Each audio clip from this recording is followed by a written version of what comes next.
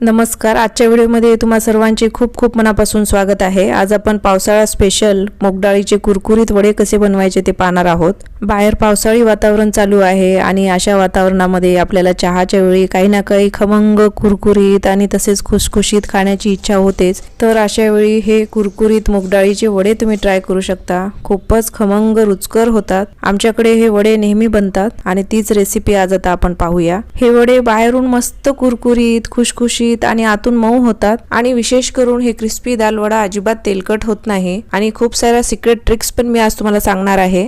चला तर मग आपण रेसिपी सुरू करूया. मूग डाळीचे कुरकुरीत वडे बनवण्यासाठी 1 वाटी मी मूग डाळ घेतलेली आहे. साली सकट जे मूग डाळ असते ते मी वापरलेली आहे. जर तुमच्याकडे ही डाळ नसेल तर साधी पिवळी मूग डाळ जी असते ते वापरलं तरी चालेल किंवा अख्खे मूग जे असतात ते भिजत घातलं तरी चालेल.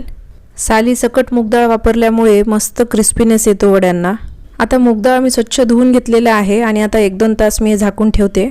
आता पाव वाटी चना डाळ मी घेतलेलं आहे, तेही आता मी स्वच्छ धुवून घेऊन कमीत कमी 1-2 तासासाठी भिजत घालते. चना डाळ भिजायला थोडासा वेळ लागतो, मूग डाळ पटकन भिजल्या जाते. आता आपण हे 1-2 तासासाठी झाकून ठेवून देऊया. आता आपण एक वाटण तयार करून घेऊया. त्यासाठी मी 1-3-4 हिरव्या मिरच्या घेतलेल्या आहे, लसूण घेतलेलं आहे, कोथिंबीर घेतलेलं आहे, आलं घेतलेलं आहे आणि आता हे मी थोडंसं जाडसर मिक्सरला फिरून घेतलेलं आहे. खूप जास्त फाईन मी वाटलेलं नाही आहे. आता 1 चमचा धने मी खलबत्त्यामध्ये टाकून थोडंसं ओबडधोबड कुटून घेते. धन्याचे असे 2 भाग करून घ्यायचेत आपल्याला. हे पहा, असं अख्खे धने असे स्प्लिट मी करून घेतलेले आहेत. आता 2 तासानंतर बघा मूग डाळ छान भिजलेलं आहे. मूग डाळ लगेचच भिजते, जास्त वेळ लागत नाही. यामधलं पाणी आपल्याला पूर्ण काढून टाकायचं आहे. पाणी अजिबात मूग डाळीमध्ये ठेवायचं नाही आणि साली सकटच आपण हे मूग डाळ वापरणार आहोत. आता चना डाळी बघा छान भिजलेलं आहे. चना डाळमधलं पाणी पूर्ण आपण काढून टाकायचं आणि एक 10-15 मिनटं आपण हे असं सोडून दिलं होतं. आता पाणी पूर्ण निथळून गेल्यानंतर मिक्सरला आपल्याला हे वाटायला घ्यायचं आणि पाणी न टाकताच आपल्याला हे वाटायचं आहे. आणि वाटते वेळी थोडंसं चना डाळी मी टाकलेलं आहे. चना डाळीमुळे बाइंडिंग छान येते वड्यांना आणि थोडंसं जाडसरच आपण हे वाटून घ्यायचं. खूप जास्त फाईन वाटायचं नाही. खूप जास्त जर फाईन वाटलं तर खुशखुशीतपणा वड्यांना येणार नाही. आणि असंच आता दुसरी बॅच मी वाटून घेते आणि थोडेसे आपण चना डाळ बाजूला ठेवलेले आहेत, ते आपण नंतर वापरणार आहोत. आणि बाकीची चना डाळ सर्व मी टाकून घेतलेले आहे आणि आता हे माझं पूर्ण वाटून झालेलं आहे.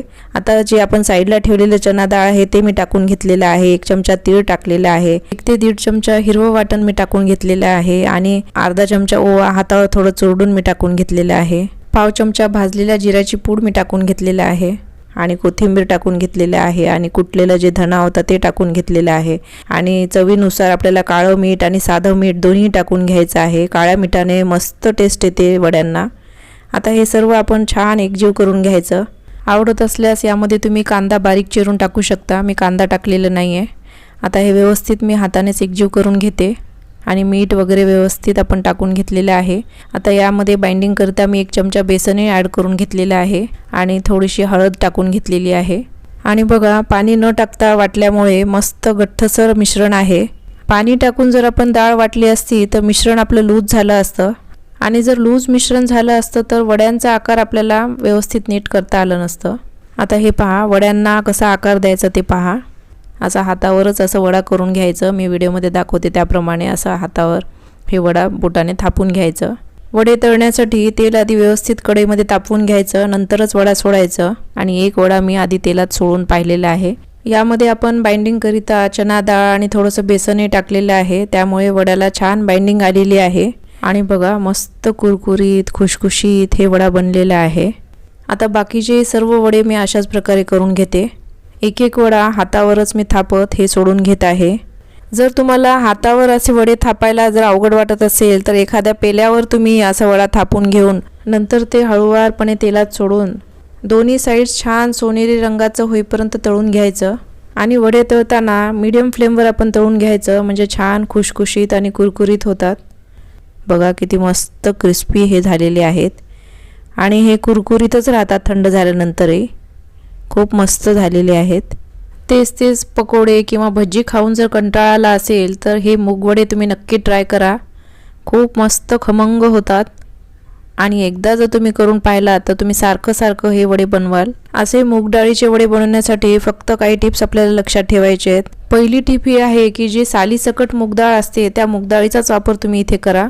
सालीसकट जेव्हा आपण वापरतो तेव्हा त्यामध्ये भरपूर फायबर्स असतात आणि ते आपल्या आरोग्यासाठी चांगलं देखील आहे, डायजेशनलाही हेल्प करते. भरपूर फायबर्स असल्यामुळे वडे सुद्धा आपले मस्त कुरकुरीत तयार होतात. आणि दुसरी टीप ही आहे की मूग डाळ वाटताना पाण्याचा वापर अजिबात करायचा नाही. आणि तिसरी टीप ही आहे की हलकं जाडसर मिश्रण आपण वाटून घ्यायचं, खूप फाईन वाटायचं नाही. आणि हे मूग डाळीचे वडे पहा, वरून मस्त कुरकुरीत आणि खुशखुशीत आहेत आणि आतून मऊ आहेत. आणि आवाजावरनं तुम्हाला लक्षात आलंच असेल, खूप मस्त क्रिस्पी बनलेले आहेत. हे मूग डाळीचे कुरकुरीत वडे पाहून तुम्हालाही खाण्याची इच्छा झालीच असणार, तर नक्की बनवून पहा. चहा सोबत खाण्यासाठी किंवा केव्हाही आपण हे बनवून खाऊ शकतो. फेस्टिवल सीझन मध्ये हमखास हे वडे आमच्याकडे बनवलेच जातात. खूपच खमंग असतात, त्यामुळे आमच्या घरी सर्वांनाच हे वडे खूपच आवडतात.